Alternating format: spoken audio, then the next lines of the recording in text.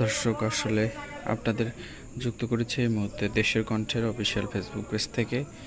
এবং দেখতে পাচ্ছেন যে আসলে ঢাকা সহ আশেপাশের এলাকার রাজধানীর বিভিন্ন জায়গাতে কিন্তু আসলে ডাকাত পড়েছে এবং চারদিকে মানুষ আতঙ্ক সৃষ্টি হয়েছে। এবং আমি যদি দেখানোর চেষ্টা করি, এই যে দেখতে পাচ্ছেন, এই যে মানুষের চলাচল কিন্তু রয়েছে। এই যে দেখতে পাচ্ছেন অসংখ্য মানুষ এই জায়গায় রয়েছে। মসজিদে মসজিদে মাইকিং চলছে। যারা যেখান থেকে লাইভটি দেখছেন, দেশের কণ্ঠের অফিসিয়াল ফেসবুক পেজ থেকে যারা যুক্ত হয়েছেন, লাইভটি শেয়ার করুন দ্রুত। সবার প্রোফাইলে, সবার ফেসবুক, টুইটার, ইনস্টাগ্রাম, হোয়াটসঅ্যাপ, যেখান থেকে যেভাবেই পারেন লাইভটি শেয়ার করুন। সবার কাছে তথ্যটি ছড়িয়ে দিন যে আসলে এই মুহূর্তে দেখতে পাচ্ছেন চারদিকে কিন্তু আতঙ্ক বিরাজ করছে। অসংখ্য মানুষ হাঁটছে, খুবই বিকট আওয়াজ হচ্ছে এবং মসজিদে মাইকিং চলছে। কিছুক্ষণ আগে মুয়াজ্জিমরা কিন্তু মাইকিং করছে। আমরা কিন্তু আপনাদের দেখানোর চেষ্টা করছি এবং তথ্যটি আসলে জানানোর চেষ্টা করছি। দেশে আসলে পুলিশ নেই, আইন শৃঙ্খলা রক্ষাকারী বাহিনী তেমন নেই। সেনাবাহিনী যারা আছেন তারা কিন্তু আসলে বিভিন্ন দায়িত্ব পালন করছেন। দেখতে পাচ্ছেন যে বিভিন্ন জায়গায় শব্দ করা হচ্ছে, মানুষকে জাগানো হচ্ছে, আবার একটি মাইকিং চলছে। আসলে দেখতে পাচ্ছেন আবারও একটি মাইকিং।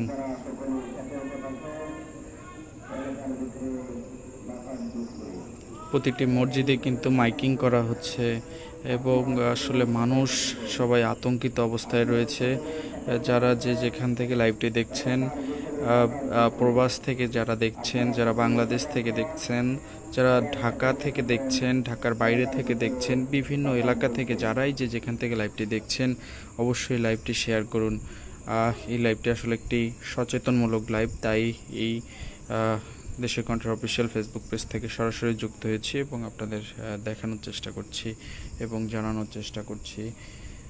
দেখতে পাচ্ছেন যে আসলে মানুষ কিন্তু প্রচুর আতঙ্কিত অবস্থায় রয়েছে। কিছুক্ষণ পর পর মাইকে অ্যালার্ট করা হচ্ছে, ডাকাত পড়েছে এবং প্রতিটি বাড়ির মানুষ এখন কিন্তু জেগে রয়েছে, এমনটি আমরা দেখতে পাচ্ছি।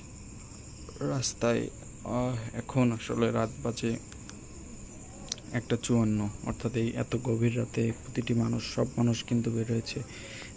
এবং আমি যদি বলি, রাজধানীর ধানমন্ডি, গুলিস্তান থেকে শুরু করে বিভিন্ন জায়গায় কিন্তু এই ডাকাত আক্রমণ পড়েছে। আপনারা জানেন যে আসলে প্রতিটি থানা কিন্তু জ্বালিয়ে দেওয়া হয়েছে এবং এই থানা পুড়িয়ে দেওয়ার কারণে আসলে কোনো পুলিশ প্রশাসন কিন্তু এই মুহূর্তে নেই এবং এই সুযোগটিকে আসলে কাজে লাগিয়ে ডাকাত এবং সন্ত্রাসী বাহিনীরা কিন্তু আসলে মানুষকে জিম্মি করে বিভিন্ন অর্থ সম্পদ সব কিছু লুটপাট করছে এবং এক শ্রেণীর মানুষ ইতিমধ্যেই কিন্তু দেখতে পেয়েছেন যে বিভিন্ন জায়গায় ভাঙচুর করে কিন্তু তারা লুটতারাজ করছে এবং শিক্ষার্থীরা সেগুলোকে উদ্ধার করার চেষ্টা করছে।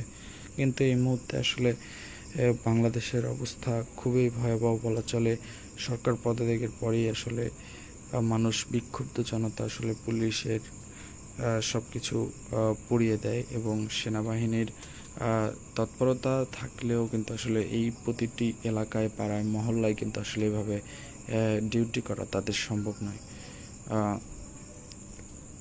আজ আসলে মইনুল হোসেন, তিনি নতুন আইজিপি, তিনি কিন্তু পুলিশদের কাল যুক্ত হতে বলেছেন আজ প্রেস ব্রিফিংয়ে এবং আমরা কিন্তু আসলে এতটুকুই জানি এবং ডাকাত আতঙ্কে কিন্তু আসলে পুরো রাজধানীবাসী। আপনারা যেখান থেকে দেখছেন লাইভটি শেয়ার করবেন।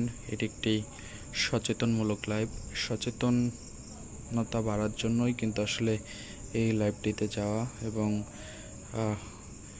বিভিন্ন জায়গায় কিন্তু এই ডাকাত হামলা হয়েছে। আমরা আসলে এই মুহূর্তে বাসা থেকে বের হতে পারছি না, ব্যালকনি থেকে আপনাদের লাইভে যুক্ত করেছি এবং দেখানোর চেষ্টা করছি আসলে বাইরে যাওয়া কতটা নিরাপদ এত রাতে, তা আসলে আপনারাই বুঝছেন। যতটুকু আসলে মানুষের কাছ থেকে জানতে পেরেছি যে আসলে থানা থেকে যে লুটপাট হয়েছিল, অস্ত্র, গুলি, গোলাবারুদ, এগুলো দেখিয়ে আসলে মানুষকে ভয়ভীতি দেখেই কিন্তু এই লুটতরাজগুলো করা হচ্ছে।